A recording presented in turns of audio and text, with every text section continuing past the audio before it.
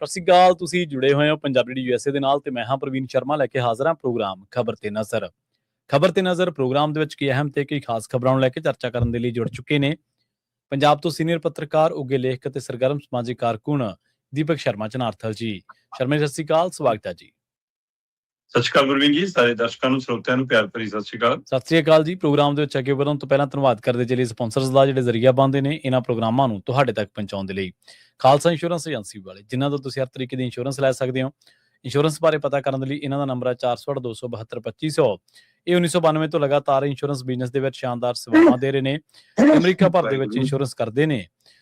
Obama care, Medicare ਜਾਂ ਫਿਰ covered California ਬਾਬਤ ਪਾਲਿਸੀ ਕਰਵਾਉਣ ਦੇ ਲਈ, ਸਲਾਹ ਲੈਣ ਦੇ ਲਈ ਅੱਜ ਹੀ ਕਾਲ ਕਰੋ 408-272-2500 ਤੇ। ਟਰਕੀਆਨਾ ਇਮੀਗ੍ਰੇਸ਼ਨ ਲਾ ਫਰਮ ਵਾਲੇ, ਜੇ ਟਰਕੀਆਨਾ ਟੋਨੀ ਟਰਕੀਆਨਾ ਦੇ ਨਾਲ ਤੁਸੀਂ US ਇਮੀਗ੍ਰੇਸ਼ਨ ਬਾਬਤ ਕੋਈ ਵੀ ਸਲਾਹ ਕਰਨੀ ਹੈ, ਕੋਈ ਵੀ ਸਵਾਲ ਪੁੱਛਣਾ, ਤੇ ਇਹਨਾਂ ਦਾ ਨੰਬਰ ਹੈ 415-909-0503। ਗੁਰਦੀਪ ਸਿੰਘ ਬਿਰਦੀ ਕਲੋਵਿਸ, ਮਨਦੀਪ ਸਿੰਘ ਸੈਨ ਹੋਜ਼ੇ, ਓਂਕਾਰ ਸਿੰਘ ਫਰੈਜ਼ਨੋ, ਗੁਰਨਾਮ ਸਿੰਘ ਐਂਟੀਲੋਪ, ਜਰਨੈਲ ਸਿੰਘ ਸਿਆਟਲ, ਮਨਦੀਪ ਢਿੱਲੋਂ ਯੂਨੀਵਰਸਿਟੀ, ਲਾਲੀ ਸਿੰਘ ਗਰੇਵਾਲ ਫਰੀਮੌਂਟ, ਇਹਨਾਂ ਸਾਰੇ ਹੀ ਸਪਾਂਸਰਸ ਦਾ ਬਹੁਤ ਬਹੁਤ ਧੰਨਵਾਦ। ਤੇ ਜੇਕਰ ਤੁਸੀਂ ਵੀ ਪੰਜਾਬੀ USA ਦੇ ਇਹਨਾਂ ਪ੍ਰੋਗਰਾਮਾਂ ਨੂੰ ਸਪਾਂਸਰ ਕਰਨਾ ਚਾਹੁੰਦੇ ਹੋ ਤਾਂ ਸਟੂਡੀਓ ਦਾ ਨੰਬਰ ਹੈ 408-272-5200।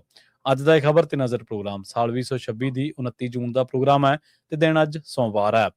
ਖਬਰਾਂ ਦੇ ਵੱਲ ਆਈਏ ਸ਼ਰਮਾ ਜੀ। ਸ਼ੁਰੂਆਤ ਕਰੀਏ ਪੰਜਾਬ ਦੀ ਇੱਕ ਅਜਿਹੀ ਚਰਚਿਤ ਖਬਰ ਤੋਂ ਜਿਸ ਦੇ ਸਾਰਿਆਂ ਦੇ ਹੋਸ਼ ਉਡਾ ਦਿੱਤੇ। ਕਹਿਣ ਤੋਂ ਭਾਵ ਇਹ ਹੈ ਕਿ ਲੋਕ ਵਿਧਾਨ ਸਭਾ, ਲੋਕ ਸਭਾ ਤੋਂ ਤਵੱਕੂ ਇਹ ਰੱਖਦੇ ਨੇ ਕਿ ਲੋਕ ਕਾਨੂੰਨ ਘਾੜੇ ਨੇ, ਪਰ ਜੇ ਕਾਨੂੰਨ ਘਾੜੇ ਧਰਮ ਦੀ ਕਚਹਿਰੀ, ਸਰਵਉੱਚ ਕਚਹਿਰੀ ਦੇ ਵਿੱਚ ਪੇਸ਼ ਹੋ ਕੇ ਇਹ ਗੱਲ ਕਹਿ ਦੇਣ ਵੀ ਇਸ ਦਾ ਕਾਨੂੰਨ ਨਾ ਤਾਂ ਪੜ੍ਹਿਆ ਤੇ ਨਾ ਹੀ ਘੜਿਆ, ਤੇ ਫਿਰ ਉਸ ਨੂੰ ਵਿਸਥਾਰ ਕਿਵੇਂ ਦੇਈਏ, ਗੱਲਬਾਤ ਨੂੰ ਤਫਸੀਲ ਕਿਵੇਂ ਦੇਈਏ ਜੀ? ਕਰਿਓ ਜ਼ਰਾ ਸ਼ੁਰੂ। ਪ੍ਰਵੀਨ ਜੀ, ਕੱਲ ਦਾ ਦਿਨ ਜੀ ਪੰਜਾਬ ਦੇ ਹਵਾਲੇ ਨਾਲ, ਸਿੱਖੀ ਦੇ ਹਵਾਲੇ ਨਾਲ, ਜੀ ਬੇਅਦਬੀ ਰੋਕੂ ਕਾਨੂੰਨ ਦੇ ਹਵਾਲੇ ਨਾਲ ਕਾਫੀ ਸਾਰਥਕ ਰਿਹਾ। ਜੀ ਜੀ ਕਾਫੀ ਸ਼ੁਭ ਸੰਕੇਤ ਦੇਖਣ ਨੂੰ ਮਿਲੇ। ਘੱਟੋ ਘੱਟ ਪੰਜਾਬ ਦੀ ਵਿਧਾਨ ਸਭਾ ਦੇ ਸਾਰੇ MLA, ਖਾਸ ਕਰ ਸਿੱਖ MLA ਇਕੱਠੇ ਬੈਠੇ, ਇੱਕ ਸੁਰ ਚ ਗੱਲ ਹੋਈ। ਜਥੇਦਾਰ ਸਾਹਿਬਾਨ ਨੇ ਕਾਫੀ ਸਾਰਥਕ ਤਰੀਕੇ ਦੇ ਨਾਲ ਇਹ ਸਾਰੀ ਚਰਚਾ ਨੂੰ ਸਿਖਰ ਤੇ ਲੈ ਕੇ ਗਏ।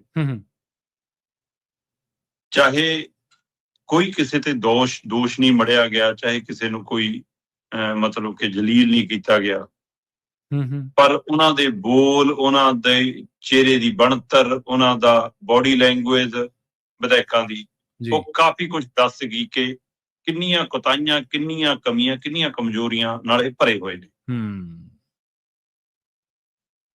ਪ੍ਰਵੀਨ ਜੀ, ਇਸ ਬੈਠਕ 'ਚ ਜਾਣ ਤੋਂ ਪਹਿਲਾਂ ਸਾਰੇ MLA ਗੜਗੱਜ ਕਰ ਰਹੇ ਸੀ। ਸਹੀ ਹੈ। ਪਿਛਲੇ 2 ਦਿਨਾਂ ਤੋਂ ਉਹ ਜਥੇਦਾਰ ਜੀ ਦਾ ਧੰਨਵਾਦ ਕਰੀ ਜਾਂਦੇ ਸੀ ਆਪਣੇ ਅੰਦਰ ਕਿ ਇਹ ਜਥੇਦਾਰ ਗਿਆਨੀ ਕੁਲਦੀਪ ਸਿੰਘ ਗੜਗੱਜ ਨੇ ਜੇ ਸੰਮਣ ਨਾ ਭੇਜਿਆ ਹੁੰਦਾ ਤਾਂ ਸਾਡੀ ਤਾਂ ਕਦੇ ਕੇਜਰੀਵਾਲ ਨੇ ਸੁਣਨੀ ਹੋਣੀ ਸੀ ਜੀ। ਪਹਿਲੀ ਵਾਰ ਹੋਇਆ 4.5 ਸਾਲਾਂ 'ਚ ਕਿ MLA ਨੂੰ ਬੁਲਾ ਕੇ ਉਹਨਾਂ ਦੀ ਮਨ ਕੀ ਬਾਤ ਸੁਣੀ ਗਈ ਹੋਵੇ, ਨਹੀਂ ਤਾਂ ਹੁਕਮੇ ਸੁਣਾਉਂਦੇ ਸੀ। ਸਹੀ ਹੈ, ਬਿਲਕੁਲ ਜੀ, ਸਹੀ ਹੈ। 2-2.5 ਘੰਟੇ ਬੈਠੇ, ਕੱਲੇ MLA ਨੂੰ ਪੁੱਛਿਆ, ਦੱਸੋ ਜੀ ਕੀ ਹੋ ਗਿਆ, ਕਿਵੇਂ ਹੋ ਗਿਆ, ਕੀ ਕਰਨਾ ਚਾਹੀਦਾ ਹੈ, ਤੁਹਾਡਾ ਮਨ ਕੀ ਕਹਿੰਦਾ ਹੈ, ਤੁਹਾਡੀ ਰਾਏ ਕੀ ਕਹਿੰਦੀ ਹੈ। ਆਸ਼ਾਸ਼ ਕਰ ਉੱਠੇ MLA ਕਿ ਸ਼ੁਕਰ ਹੈ ਇਸ ਬਹਾਨੇ ਸਾਡੀ ਸੁਣੀ ਤਾਂ ਗਈ ਕਦੇ, ਨਹੀਂ ਤਾਂ ਹਮੇਸ਼ਾ ਉੱਪਰ ਹੁਕਮ ਆਉਂਦਾ ਸੀ ਕਿ ਲਓ ਜੀ ਆਹ ਕਰ ਦੋ, ਏਦਾਂ ਕਰ ਦੋ। ਸਾਰੀ ਬੈਠਕ ਕਰਨ ਤੋਂ ਬਾਅਦ ਉਹ ਆਦਤ ਉਹੀ ਰਹੀ ਤੇ ਅਖੀਰ 'ਚ ਗਲਤੀ ਫੇਰ ਕਰ ਗਿਆ ਆਮ ਆਦਮੀ ਪਾਰਟੀ ਦਾ ਹਾਈ ਕਮਾਂਡ, ਚਾਹੇ ਭਗਵੰਤ ਮਾਨ ਕਹੋ, ਚਾਹੇ ਕੇਜਰੀਵਾਲ ਨੂੰ ਕਹੋ, ਤੇ ਚਾਹੇ ਦਿੱਲੀ ਵਾਲੀ ਟੀਮ ਕਹੋ। ਇੱਕ ਚਿੱਠੀ ਦੀ ਫੋਟੋਸਟੇਟ ਕਾਪੀ ਦਿੱਤੀ ਸਾਰਿਆਂ ਨੂੰ।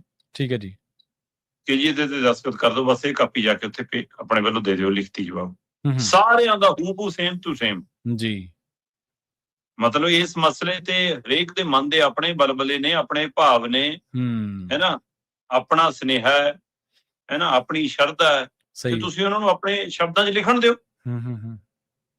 ਪਰ ਤੁਸੀਂ ਇੱਕੋ ਵਾਰ ਦਿੱਤੀ, ਕਿਉਂਕਿ ਇਹਨਾਂ ਨੂੰ ਇਹ ਲੱਗਦਾ ਸੀ ਕਿ ਅਸੀਂ ਜਿਵੇਂ ਸਕ੍ਰਿਪਟ ਕੱਢ ਕੇ ਭੇਜਾਂਗੇ ਉਵੇਂ ਹੀ ਕੰਮ ਚੱਲਣਾ, ਕਿ ਉੱਥੇ ਕਾਂਗਰਸੀਆਂ 'ਚੋਂ 2 ਨੂੰ ਬੁਲਾ ਲੈਣਗੇ, 2 ਸਾਡੇ 'ਚੋਂ ਬੁਲਾ ਲੈਣਗੇ, 1 ਅੱਧਾ ਹੋਰ ਬੁਲਾ ਲੈਣਗੇ।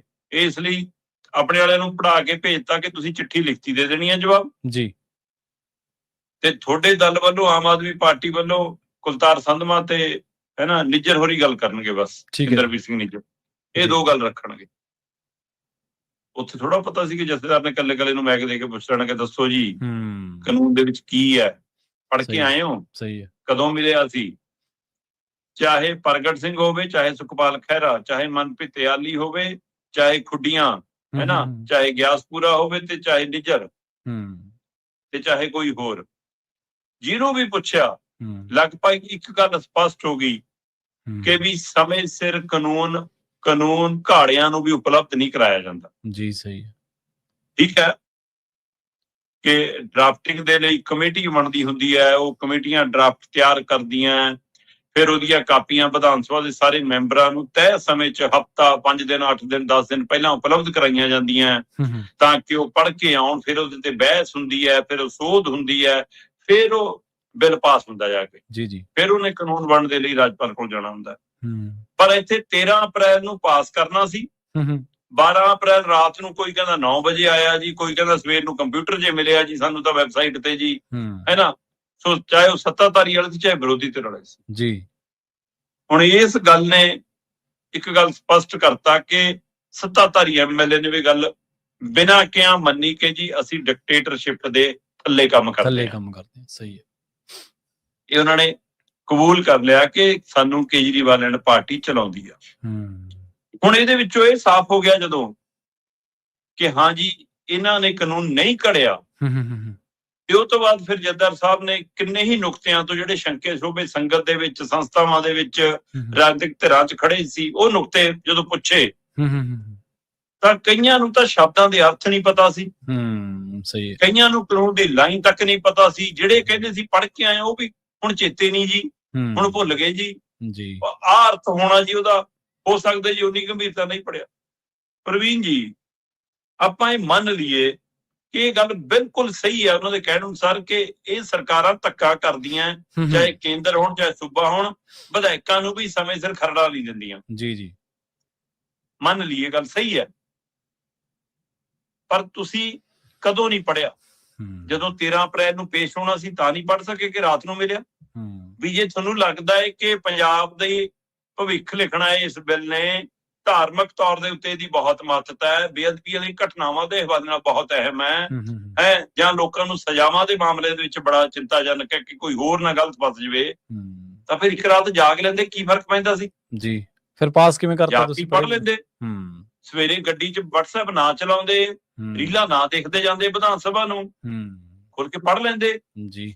ਕਿਸੇ ਵਿਦਵਾਨਾਂ ਨੂੰ ਭੇਜ ਲੈਂਦੇ, ਕਿਸੇ ਸਾਥੀਆਂ ਦੀ ਸਲਾਹ ਲੈ ਲੈਂਦੇ, ਕਿਸੇ ਨਾਲ ਸਲਾਹ ਕਰਨ ਲੱਗੇ 4 ਪੇਜ ਤੂੰ ਪੜ੍ਹਦੇ, 2 ਤੂੰ ਪੜ੍ਹਦੇ, ਦੱਸ ਅਸੀਂ ਇਹ 'ਚ ਕੀ ਹੈ, ਅਸੀਂ ਸਵੇਰੇ ਬਹਿਸ ਕਰਨੀ ਹੈ। ਚਲੋ ਆਪਾਂ ਇਹ ਮੰਨ ਕੇ ਚੱਲਦੇ ਹਾਂ ਕਿ ਨਹੀਂ ਸਮਾਂ ਸੀ, ਇੰਨੇ ਸਮੇਂ 'ਚ ਨਹੀਂ ਸਮਝ ਪੈਦਾ ਹੁੰਦੀ, ਮੋਟਾ ਜੇ ਨਿਗਾਹ ਵੀ ਮਾਰੋ।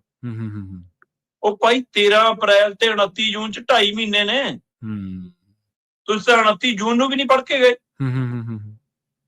ਮਤਲਬ ਤੁਸੀਂ ਬਿੱਲ ਪਾਸ ਹੋ ਕੇ ਕਾਨੂੰਨ ਵੀ ਬਣ ਗਿਆ, ਉਸ ਤੋਂ ਬਾਅਦ ਮੁੱਦਾ ਵੀ ਬਣ ਲੱਗ ਪਿਆ, ਬਹਿਸ ਵੀ ਹੋ ਪਈ, ਐਸਜੀਪੀਸੀ ਵੱਲੋਂ ਸਵਾਲ ਖੜੇ ਹੋਣ ਲੱਗ ਪਏ, ਜਿਹੜੀ ਪਹਿਲਾਂ ਹਾਮੀ ਭਰ ਰਹੀ ਸੀ, ਜਿਹੜੀ ਸਵਾਗਤ ਕਰ ਰਹੀ ਸੀ, ਹੈ ਨਾ, ਸਿੱਖ ਸੰਸਥਾਵਾਂ ਨੇ ਸਵਾਲ ਖੜੇ ਕਰਤੇ, ਜਥੇਦਾਰ ਸਾਹਿਬ ਨੇ ਤੁਹਾਨੂੰ ਸੰਮਣ ਕਰਤਾ ਤੇ ਤੁਸੀਂ ਤਾਂ ਵੀ ਨਹੀਂ ਪੜ੍ਹਿਆ। ਸਹੀ ਹੈ। ਫਿਰ ਇੱਥੋਂ ਅੰਦਾਜ਼ਾ ਲਾ ਲਓ ਪੰਜਾਬ ਵਾਲੇ, ਤੁਸੀਂ ਮਿੱਟੀ ਦੇ ਮਾਧੋ ਚੁਣੇ ਹੋਏ ਨੇ। ਸਹੀ ਹੈ ਕਿ ਜਿਹੜੇ ਹੁਣ ਵੀ ਨਹੀਂ ਪੜ੍ਹ ਰਹੇ ਉਹਨੂੰ, ਇਸ ਗੰਭੀਰਤਾ ਨੂੰ, ਬਾਅਦ ਚੋਂ ਤੁਹਾਡੇ ਲਈ ਕੀ ਚੰਗਾ ਕਰਨਗੇ। ਔਰ ਇਹ ਸਪਸ਼ਟ ਹੈ ਕਿ ਜਿਹੜੇ ਕਾਨੂੰਨ ਦੇ ਹਵਾਲੇ ਨਾਲ ਆਪਾਂ ਪਹਿਲਾਂ ਵੀ ਗੱਲ ਕਰ ਚੁੱਕੇ ਹਾਂ ਕਿ ਇਹ ਜਾਗਤ ਜੋਤ ਸ੍ਰੀ ਗੁਰੂ ਗ੍ਰੰਥ ਸਾਹਿਬ ਸਤਕਾਰ ਸੋਧ ਐਕਟ ਸ੍ਰੀ ਗੁਰੂ ਗ੍ਰੰਥ ਸਾਹਿਬ ਜੀ ਨਾਲ ਸੰਬੰਧਿਤ ਬਿੱਲ ਸੀਗਾ। ਸਹੀ ਹੈ। ਤੇ ਉਹਦਾ ਖਰੜਾ ਤੁਸੀਂ ਗੁਰਮੁਖੀ 'ਚ ਗੁਰੂ ਗ੍ਰੰਥ ਸਾਹਿਬ ਲਿਖਿਆ ਤੇ ਤੁਸੀਂ ਉਹਦਾ ਖਰੜਾ ਵੀ ਪੰਜਾਬੀ 'ਚ ਨਹੀਂ ਲਿਆ ਸਕੇ, ਤੁਸੀਂ ਉਹਦਾ ਬਿੱਲ ਵੀ ਪੰਜਾਬੀ 'ਚ ਨਹੀਂ ਲਿਆ ਸਕੇ, ਅੰਗਰੇਜ਼ੀ 'ਚ ਲਿਆਏ, ਕਿਉਂਕਿ ਜਿਹੜੇ ਆਕਾਵਾਂ ਨੇ ਬਣਾਇਆ ਉਹਨਾਂ ਨੂੰ ਪੰਜਾਬੀ ਨਹੀਂ ਆਉਂਦੀ। ਉਲਥਾ ਵੀ ਨਹੀਂ ਕਰਾ ਸਕੇ ਤੁਸੀਂ, ਤਾਂ ਹੀ ਤੁਹਾਨੂੰ ਅਰਥ ਨਹੀਂ ਪਤਾ ਸ਼ਬਦਾਂ ਦੇ ਕਿ ਹਾਂ ਕਿਹਦਾ ਅਰਥ ਕੀ ਆ। ਸੋ ਇਸ ਲਈ ਕੱਲ ਇੱਕ ਤਰੀਕਾਕਾਰ ਨਾਲ ਸਾਰੇ ਐਮਐਲਏ ਨੇ ਹੱਥ ਖੜੇ ਕਰਕੇ ਦੱਸਤਾ ਕਿ ਸਾਨੂੰ ਤਾਂ ਜੀ ਦਿੱਲੀ ਵਾਲੇ ਕੇਜਰੀਵਾਲ ਨੇ ਪਾਰਟੀ ਚਲਾਉਂਦੀ ਆ, ਸਾਡੇ ਤਾਂ ਮੂਹਰੇ ਜੋ ਰੱਖ ਦਿੰਦੇ ਨੇ, ਅਸੀਂ ਤਾਂ ਉਹਦੇ ਪਰ ਸਹੀ ਮਾਰਦੇ ਨੇ, ਅਸੀਂ ਉਹਨਾਂ ਦੇ ਸੰਗਲ ਨਾਲ ਨੂੜੇ ਹੋਏ ਆ। ਤੁਸੀਂ ਇਹ ਦੇਖੋ ਕਿ ਹਰਕਤਾਂ ਤੋਂ ਬਾਅਦ ਤਾਂ ਵੀ ਨਹੀਂ ਆਉਂਦਾ ਸਿਸਟਮ। ਜੀ ਚੱਲ ਰਹੀ ਮੀਟਿੰਗ ਦੇ ਵਿੱਚ ਨਿੱਜਰ ਸਾਹਿਬ ਖੜੇ ਹੋ ਕੇ ਜੱਦਰ ਸਾਹਿਬ ਨੂੰ ਬੇਨਤੀ ਕਰਦੇ ਆ ਜੀ, ਆ ਮਾੜਾ ਜਿਹਾ ਲਾਈਵ ਤਾਂ ਬੰਦ ਕਰਾ ਦਿਓ ਜੀ, ਇਹ ਠੀਕ ਨਹੀਂ ਲੱਗਦਾ ਜੀ। ਅੱਛਾ, ਸ਼ਰਮ ਆਉਂਦੀ ਆ ਹੁਣ ਇੰਦਰਵੀਰ ਸਿੰਘ? ਨਹੀਂ ਸ਼ਰਮ ਨਹੀਂ ਆਉਂਦੀ, ਆਕਾ ਦਾ ਹੁਕਮ ਆਉਂਦਾ। ਇੰਦਰਵੀਰ ਸਿੰਘ ਨਿੱਜਰ ਨੂੰ ਉੱਠ ਕੇ ਕਿਉਂ ਕਹਿਣਾ ਪਿਆ? ਜਥੇਦਾਰ ਸਾਹਿਬ ਕਹਿੰਦੇ ਵੀ ਤੁਹਾਡੇ ਮੁੱਖ ਮੰਤਰੀ ਕਹਿੰਦੇ ਹੁੰਦੇ ਨੇ ਪਾਰਦਰਸ਼ਤਾ ਹੋਣੀ ਚਾਹੀਦੀ, ਹਰ ਚੀਜ਼ ਲਾਈਵ ਹੋਣੀ ਚਾਹੀਦੀ, ਅਸੀਂ ਕਰਤੀ। ਇਹ ਚ ਮਾੜਾ ਕੀ ਹੋ ਰਿਹਾ ਕਹਿੰਦੇ ਇੱਥੇ? ਸਹੀ ਹੈ, ਦੱਸੋ ਮੈਨੂੰ। ਪਰ ਕੀ ਉਹ ਇੰਦਰਵੀਰ ਸਿੰਘ ਨਿੱਜਰ ਦੀ ਮਨ ਦੀ ਇੱਛਾ ਸੀ? ਨਹੀਂ। ਚੈੱਕ ਕਰਾ ਕੇ ਦੇਖ ਲਿਓ, ਉੱਥੇ ਬੈਠਿਆਂ ਨੂੰ ਸੁਨੇਹਾ ਆਇਆ ਉਹਨਾਂ ਨੂੰ ਜੀ। ਤੇ ਜਦੋਂ ਉੱਥੋਂ ਕਹਿਣ ਤੋਂ ਬਾਅਦ ਜਥੇਦਾਰ ਹੋਰਾਂ ਵੱਲੋਂ ਲਾਈਵ ਬੰਦ ਨਹੀਂ ਹੋਇਆ, ਹਾਂਜੀ, ਤਾਂ ਜਥੇਦਾਰ ਸਾਹਿਬ ਨੂੰ ਸੁਨੇਹਾ ਆ ਗਿਆ ਜੀ ਕਿ ਕਈ ਚੈਨਲਾਂ ਨੇ ਲਾਈਵ ਬੰਦ ਕਰਤਾ। ਸਹੀ ਹੈ। ਫਿਰ ਜਥੇਦਾਰ ਨੂੰ ਕਹਿਣਾ ਪਿਆ ਕਿ ਸਪੀਕਰ ਸਾਹਿਬ, ਮੰਤਰੀਓ, ਕਰੋ ਫੋਨ ਆਪਣੇ ਮੀਡੀਆ ਹਾਊਸ ਨੂੰ, ਇਹ ਸੈਂਸਰਸ਼ਿਪ ਨਹੀਂ ਚੱਲੂਗੀ ਫਿਰ। ਸਹੀ ਆ। ਸੋ ਇਸ ਲਈ ਉੱਥੇ ਬੈਠ ਕੇ ਵੀ ਘੁਣਤਾ ਛੇੜੀ ਜਾਂਦੇ ਨੇ। ਸਹੀ ਹੈ। ਅਜੇ ਵੀ ਟਿਕਾ ਨਹੀਂਗਾ ਮਤਲਬ। ਸੋ ਇਹ ਪਰ ਸਵਰਤ ਰਹੀ ਪ੍ਰਕਿਰਿਆ। ਜਿਹੜੇ ਗੈਰ ਸਿੱਖ MLA ਇਹਨਾਂ ਨੇ ਲਿਖਤੀ ਜਵਾਬ ਭੇਜੇ ਸੀ, ਇਹਨਾਂ ਤੋਂ ਪੁੱਛਗਿੱਛ ਹੋ ਗਈ। ਉਹਦੇ ਵਿੱਚ ਗਨੀਪ ਕੌਰ ਵਾਲਾ ਮਾਮਲੇ ਦੇ ਉੱਤੇ ਗੌਰ ਕਰਨ ਵਾਲੀ ਆ ਕਿ ਜਿਹੜੇ ਚੁਣੇ ਹੋਏ ਮੈਂਬਰ ਵਿਧਾਨ ਸਭਾ 'ਚ ਆਪਣੀ ਗੱਲ ਨਹੀਂ ਰੱਖ ਸਕਦੇ। ਉਹ ਕਹਿੰਦੇ ਜੀ ਕਿਵੇਂ ਬੋਲੀਏ, ਤਾਂ ਧੀਆਂ ਭੈਣਾਂ ਮਾਵਾਂ ਦੀ ਵੀ ਬੇਇੱਜ਼ਤੀ ਕਰਦੇ ਨੇ। ਤੇ 117 ਪੰਜਾਬ ਦੇ ਨੁਮਾਇੰਦੇ ਨੇ, ਜੇ ਉਹ ਸਾਰਥਕ ਚਰਚਾ ਨਹੀਂ ਕਰ ਸਕਦੇ, ਜਿਵੇਂ ਕੱਲ ਉੱਥੇ ਹੋ ਰਹੀ ਸੀ, ਜੇ ਉੱਥੇ ਗੁਰੂ ਦਾ ਭੈ ਤਾਂ ਇੱਥੇ ਤੁਹਾਨੂੰ ਸੰਵਿਧਾਨ ਦਾ, ਵਿਧਾਨ ਦਾ, ਪੰਜਾਬ ਦੇ ਆਵਾਮ ਦਾ ਕੋਈ ਭੈ ਹੀ ਨਹੀਂ। ਤੁਸੀਂ ਵਿਧਾਨ ਸਭਾ 'ਚ ਕਿਉਂ ਨਹੀਂ ਕਰ ਲੈਂਦੇ ਏਦਾਂ ਹੀ ਸਾਰਥਕ ਚਰਚਾ? ਕਿਉਂਕਿ ਉਹਦੇ ਕੱਪੜੇ ਲਾਉਣ, ਕੱਪੜੇ ਫਾੜਨ ਤੱਕ ਜਾਂਦੇ ਹੋ। ਸਹੀ ਹੈ। ਇਹ ਗੱਲ ਇੱਕ ਔਰਤ ਨੂੰ ਕਹਿਣੀ ਪਵੇ ਜੀ ਉੱਥੇ ਕੀ ਬੋਲੀਏ ਜੀ, ਬੇਇੱਜ਼ਤੀ ਕਰਦੇ ਨੇ। ਬਈ ਲੋਕਾਂ ਨੇ ਚੁਣ ਕੇ ਭੇਜਿਆ ਨਾ ਜਿਹਨੂੰ, ਉਹਦੀ ਤਾਂ ਗੱਲ ਸੁਣੋ। ਤੇ ਫਿਰ ਆਮ ਲੋਕਾਂ ਦੀ ਕੀ ਸੁਣਦੇ ਹੋ? ਤੁਸੀਂ ਇੱਥੋਂ ਦਾ ਲਾ ਲਓ ਕਿ ਸਾਰਾ ਸਕ੍ਰਿਪਟਡ ਖੇਲ ਹੁੰਦਾ। ਕੱਲ ਕਾਫੀ ਪਾਜ ਉਧੜ ਗਏ, ਕਾਫੀ ਰਾਜ ਖੁੱਲ ਗਏ।